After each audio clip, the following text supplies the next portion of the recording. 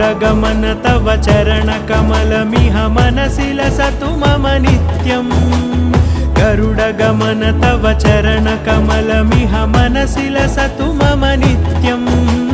मनसि लसतु मम नित्यं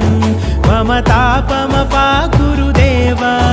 मम पापमपाकुरु देवा मम तापमपाकुरु देवा मम पापमपाकुरु देवा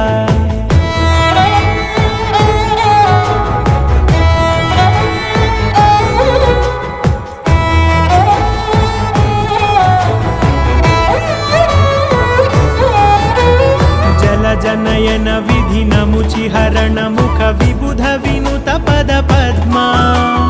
जल जनयन विधि नमुचिहरण मुख विबुध विनुत पद पद्मा विबुध विनुत पद पद्मा।